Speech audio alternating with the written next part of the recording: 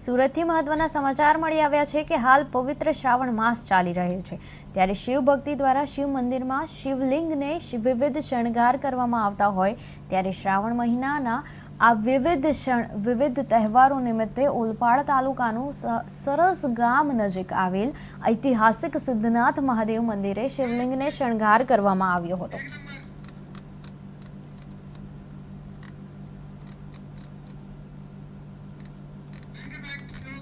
સુરતથી મહત્વના સમાચાર સામે આવ્યા છે કે ઓલપાડનું પ્રાચીન મંદિર સિદ્ધનાથ મહાદેવ મંદિર બન્યું છે આકર્ષણનું કેન્દ્ર। સરસ ગામે આ સિદ્ધનાથ મહાદેવ મંદિર આવેલું છે અને ગર્ભગૃહમાં ઓપરેશન સિંદૂરનો આજે શણગાર કરવામાં આવ્યો છે। શિવભક્તો ઓપરેશન સિંદૂર શણગાર જોઈને ગદગદ થઈ ગયા છે ત્યારે પ્રાચીન અને આસ્થાના પ્રતીક સમાન છે આ મંદિર। અમદાવાદથી સમાચાર મળી રહ્યા છે કે શહેરના નિકોલમાં એમડી ડ્રગ્સ ઝડપાયું છે। એસઓજીએ ભક્તિ સર્કલ પાસેથી આ ડ્રગ્સ જપ્ત કર્યા છે। ડ્રગ્સ સાથે 2 આરોપીઓ પણ ઝડપાયા છે। પિયુષ પટેલ અને સચિન પુવારની ધરપકડ કરવામાં આવી છે ત્યારે સચિન પાસે પ્રેસનું આઈડી મળતા તપાસ હાથ ધરવામાં આવી છે। અંકેશ પટેલ કરીને વ્યક્તિ છે, એની પાસેથી મધ્યપ્રદેશથી એસયુવી ગાડીમાં આ જથ્થો સચિન અને પિયુષને આપી ગયેલા। આ રીતે આ બંને જથ્થો છે એ બીજાને વેચી અને 1 લાખ જેવી એને નફો મળ્યો એવું પ્રાથમિક દ્રષ્ટિએ જણાય છે। બંનેનો કોઈ ગુનાહિત ભૂતકાળ હાલ પ્રાઇમરી દ્રષ્ટિએ નથી, પણ અમારું હાલ ઇન્વેસ્ટિગેશન ચાલી રહ્યું છે। અમે એ દિશામાં પણ તપાસ કરશું અને કોઈ ગુનામાં સંડોવાયેલ છે કેમ। પિયુષ અને સચિન બંને એવું તો શું ફાઇનાન્સની કરેક્શન જરૂર હતી કે તેના કારણે કે આ ફાયદો કે પછી ધંધાની હાલ અમને પ્રાઇમરી એવું જોવા મળે છે કે બંનેને શોર્ટ ટર્મની અંદર ટૂંકા ગાળામાં પૈસાવાળા લોકો। સુરતથી મહત્વના સમાચાર સામે આવ્યા છે કે જિલ્લામાં ટ્રક ચોરીની ઘટના સામે આવી છે। ડ્રાઈવર ટ્રક ચોરીને પલાયન થયો હતો અને માંગરોળના પીપોત્રા ગામની આ ઘટના સામે આવી છે। 8 લાખની કિંમતનો ટ્રક ચોરી કરી પલાયન થયો છે અને કોસંબા પોલીસ દ્વારા આ બાબતે કાર્યવાહી હાથ ધરવામાં આવી છે।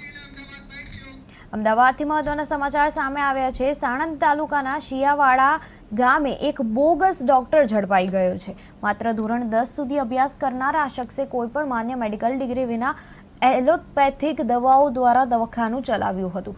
એસઓજીની ત્વરિત કાર્યવાહી હેઠળ આ ગેરકાયદેસર દવાખાનું ઝડપાઈ આવ્યું છે। જાણવા જેવી બાબત એ છે કે આ ડોક્ટર પ્રાથમિક આરોગ્ય કેન્દ્રના એક મેડિકલ ઓફિસર સાથે સંકળાયેલો હોવાનો પણ ખુલાસો સામે આવ્યો છે।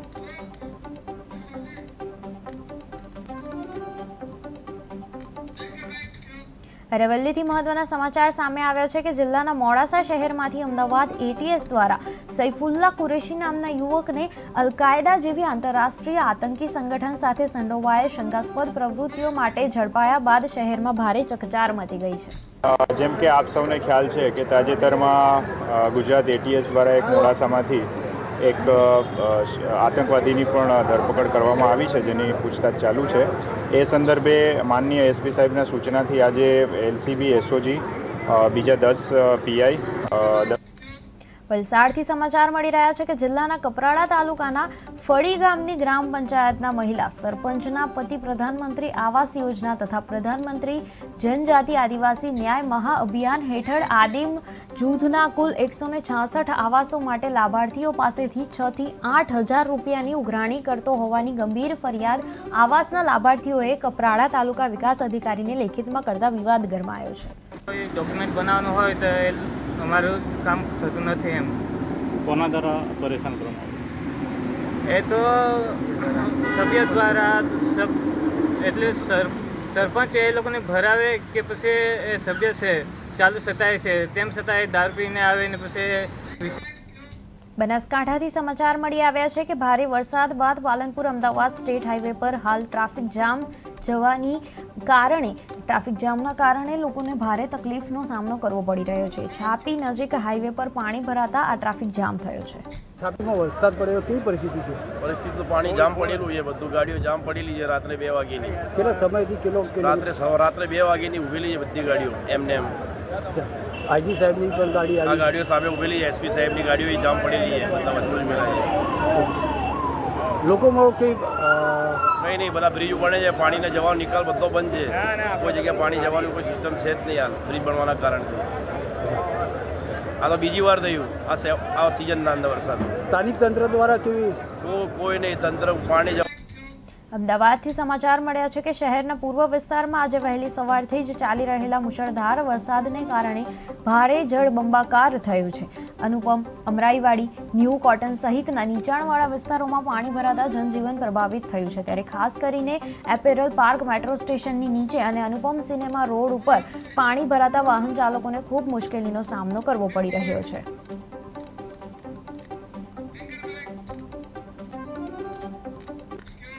બનાસકાંઠાથી સમાચાર મળ્યા છે કે વડગામ તાલુકામાં મેઘરાજા મન મૂકીને વરસતા ખેડૂતોના ખેતરો તેમજ માર્ગો બેટમાં ફેરવાઈ ગયા છે. આ વર્ષે વડગામ પંથકમાં લાંબા વિરામ બાદ ભારે વરસાદ વરસતા નાનોસણા, ઓદભાણા, નાંદોત્રા સહિતના અનેક ગામડાઓમાં ખેડૂતોની મગફળીની વાવેતર પર નુકસાન થવાની આશંકા પણ સર્જાઈ છે. ભારતીય કિસાન સંઘ પ્રમુખ વડગામ ચૌધરી લક્ષ્મણભાઈ, શનિવાર રાત્રે 12 વાગે જે વરસાદ શરૂ થયો તે આજે સવાર સુધીમાં વડગામ પંથકમાં ખૂબ અતિ ભારે વરસાદ પડ્યો છે. ખેડૂતોના ખેતરો બેટમાં ફેરવાઈ ગયા છે. જે સાધનોના જે રસ્તાઓ હતા એ બી બધા બંધ થઈ ગયા છે. તમામ રસ્તાઓ બંધ થઈ ગયા છે. વાહન વ્યવહાર ઠપ થઈ ગયો છે. એટલો બધો વરસાદ પડ્યો છે તો ટોટલી ખેતરો બધા ભરાઈ ગયા છે. જે પાકનું વાવેતર છે એ બધું નષ્ટ થઈ જવાની ભીતિ છે. માટે સરકારશ્રીને અમારી વિનંતી છે કે આગળનું જે કોઈ સર્વે બાકી છે એ સર્વેનું પેકેજ મંજૂર કર્યું નથી અને ફરીથી પાછું નુકસાન થયું છે ખેડૂતોના વાવેતરમાં, તો તાત્કાલિક પેકેજ મંજૂર કરી ખેડૂતોને વળતર મળે વ્યવસ્થા કરવા માટે ભારતીય કિસાન સંઘની પ્રખરતાથી માંગ છે. અસ્તુ ભારત માતા કી જય. અમરેલીથી સમાચાર મળ્યા છે કે શહેરના વડિયા તાલુકાના ઢૂંઢિયા પીપળિયા ગામે 17 જુલાઈની રાત્રે વયોવૃદ્ધ ખેડૂત દંપતીની નિર્મમ હત્યા અને 2 લાખની લૂંટ કરી તસ્કરો ફરાર થયા હતા. 50 જેટલી પોલીસ ટીમોની મદદથી ટેકનિકલ સોર્સ દ્વારા 4 આરોપીઓને ઝડપી પાડવામાં આવ્યા છે.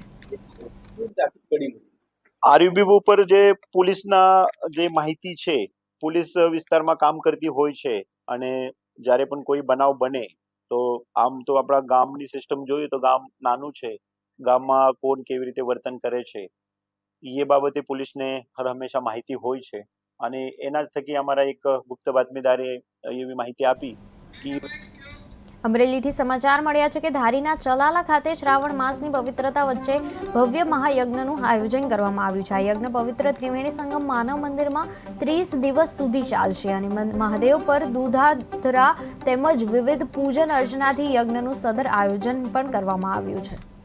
શું કહેશો?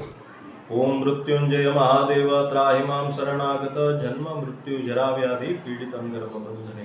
સર્વને જય શ્રી કૃષ્ણ. ઓમ નમઃ શિવાય. 2025ની સાલની તારીખ 23/7/2025 થી લઈ અને સુરેન્દ્રનગરથી સમાચાર મળ્યા છે કે જિલ્લા થાનગઢમાં વરિયા પ્રજાપતિ સમાજનું ભવ્ય મેગા એક્ઝિબિશન યોજાયો હતો. થાનગઢ વરિયા પ્રજાપતિ સમાજ દ્વારા વરિયા પ્રજાપતિ સમાજની વાડી ખાતે ભવ્ય મેગા એક્ઝિબિશનનું આયોજન કરવામાં આવ્યું હતું. અવનવી આઈટમ હતી જેમાં જે લેડીઝો ઘર બેઠા કરે છે એનો બી અમે આપ્યા તો લાવો કે તમે લોકો બી આવો અને આગળ વધો અમારા એક્ઝિબિશનમાં, અને એ લોકો બી સારી રીતના આયોજિત થયો છે અને એ લોકોને બી મજા આવી છે. એ રીતના અમે આયોજિત કરેલું છે. આજરોજ સુરેન્દ્રનગરથી સમાચાર મળ્યા છે કે જિલ્લાના થાનગઢ તાલુકાના જામવાડી ગામ નજીક ગેરકાયદેસર રીતે સેન્ડસ્ટોન ખોદકામ કરાતો હોય તે અંગે ચોટીલા ડેપ્યુટી કલેક્ટરે ઝડપી કાર્યવાહી હાથ ધરી છે. ખોદકામ ચલાવતી એક ડેમ્પર અને એક લોડર કાબૂમાં લઈ ₹35 લાખના મુદ્દામાલ સાથે ચોટીલા મામલતદાર કચેરી ખસેડાયા છે.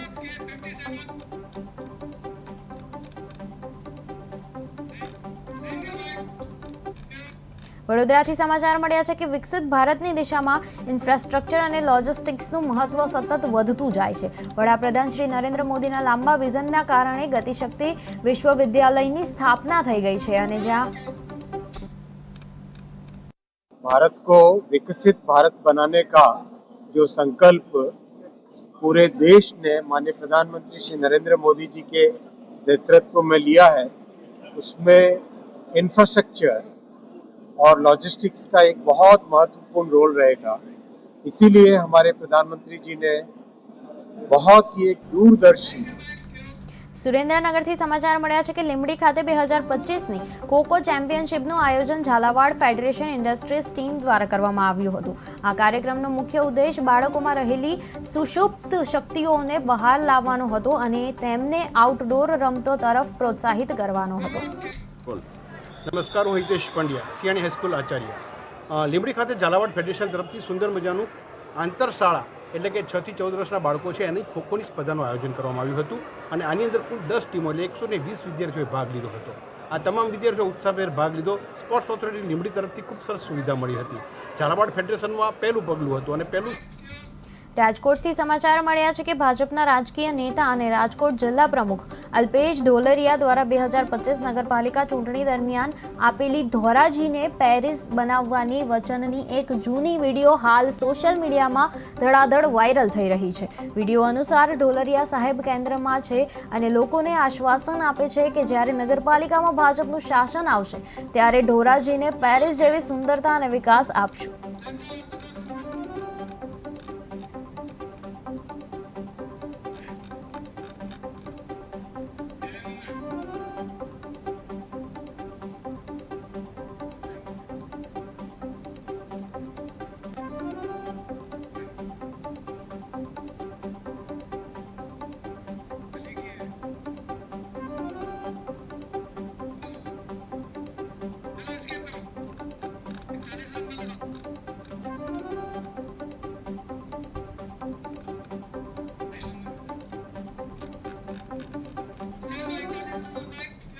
સાબરકાંઠાથી સમાચાર મળ્યા છે કે શહેરના હિંમતનગરના ગાંભોઈ પંથકમાં આજે ધોધમાર વરસાદ વરસતા સમગ્ર વિસ્તારમાં વરસાદી માહોલ સર્જાયો છે.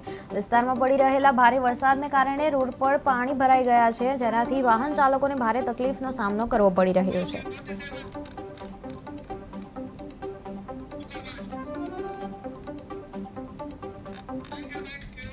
સાબરકાંઠાથી સમાચાર મળ્યા છે કે જિલ્લામાં ફરીથી ભારે વરસાદ પડ્યો છે, જેનાથી ખેડૂતો પર ભારે ચિંતાજનક વસ્તુ પડી ગઈ છે. ખાસ કરીને તલોદ અને પ્રાંતિજ તાલુકાઓમાં સૌથી વધુ વરસાદ નોંધાયો છે. નિષ્ફળ જેવું લાગે છે અને શાકભાજી તો સંપૂર્ણપણે હાલ નુકસાન જેવી છે અને નુકસાનીના કારણે અમે સરકારને રજૂઆત એવી કરીએ છીએ કે અમે તાત્કાલિકના ધોરણે તમે ખાલી પેપરમાં વખરા નથી આપો કે આટલું વાવેતર સાબરકાંઠામાં થઈ ગયું, આટલું તલોદ તાલુકામાં થઈ ગયું, આટલું એ બિલકુલ વસ્તુ ખોટી છે. તમે ખરેખર સ્થળ ઉપર જઈને પ્રશાસનના માણસો, વહીવટકરના માણસો જે તે સ્થળ ઉપર આવીને જોવે તો ખબર પડે કે ખેડૂતે વાવ્યું છે પણ મને મળે એવું શું છે. હાલને તબક્કે એવું જોઈએ તો ખેડૂતની મજૂરી પણ મળે એવી નથી અને દેવાના ડુંગળા થાય એવું લાગે છે.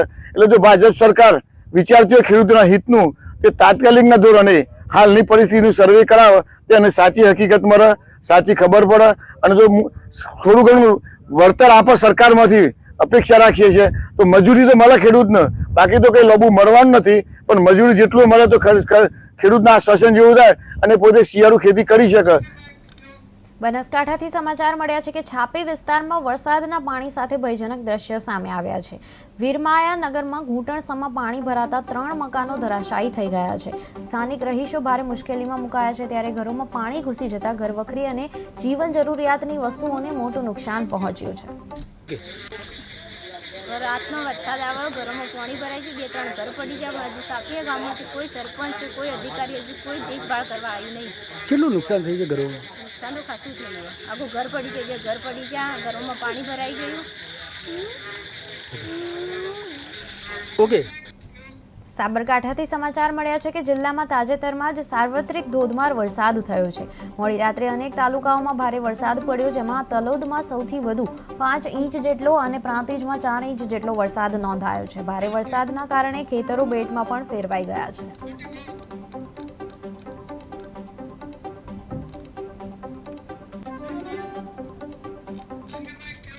સુરતથી સમાચાર મળ્યા છે કે જિલ્લાના માંગરોળના મોટા બોરસરા વિસ્તારમાં ગઈકાલે કીમ નદી 2 કાંઠે વહેતી જોવા મળી હતી. ઉપરવાસમાં ભારે વરસાદના કારણે કીમ નદી પરનો લો લેવલ બ્રિજ તો પાણીમાં ગરકાવ થઈ ગયો હતો, પરંતુ મોટી ચિંતા તો એ છે કે જે સર્જાઈ રહેલી જ્યારે મોટા બોરસના બેરલ બ્રિજ પર પણ પાણી ફરી વળતા વાહન વ્યવહાર અત્યારે બંધ કરવામાં આવ્યો છે.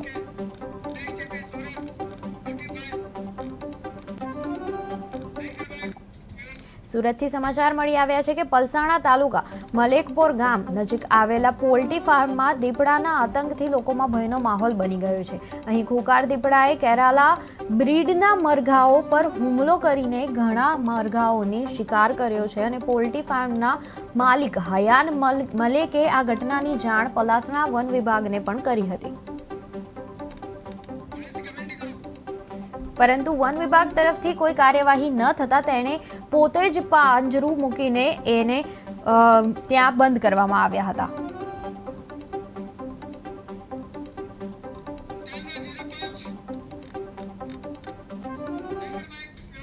સાબરકાંઠાથી સમાચાર મળી આવ્યા છે કે સેલ્ફીની ઘેલછા હવે જીવલેણ બની રહી છે. હિંમતનગરના હાથમતી નદીના કોઝવે પર યુવાનો જીવના જોખમે સેલ્ફી લેતા જોવા મળ્યા હતા. ઉપરવાસમાં ભારે વરસાદને કારણે કોઝવે પર પાણી ફરી વળતા પરિસ્થિતિ વધુ ખતરનાક બની ગઈ હતી. પોલીસ કંટ્રોલ રૂમના કેમેરામાં યુવાનો નજરે પડતા તત્કાલ પોલીસ દોડી આવી હતી. ત્યાર સુધીમાં યુવાનો પોતાનો જીવ બચાવી ત્યાંથી ફરાર થઈ ગયા હતા. આમ સેલ્ફી માટેનો ક્રેઝ લોકોની સલામતી સામે મોટો પડકાર બની રહ્યો છે. ગઈકાલે પણ ઈડરગઢના રૂખી રાણીના માળિયા પર આવું જ દ્રશ્ય જોવા મળ્યું હતું, જેમાં એક મહિના પહેલા જ 2 યુવાન સેલ્ફી લેતા જીવ ગુમાવ્યો છે. સમાચારમાં બસ આટલું જ. જોતા રહો KTV ન્યૂઝ ગુજરાતી. સમસ્યા તમારી, ખબર અમારી.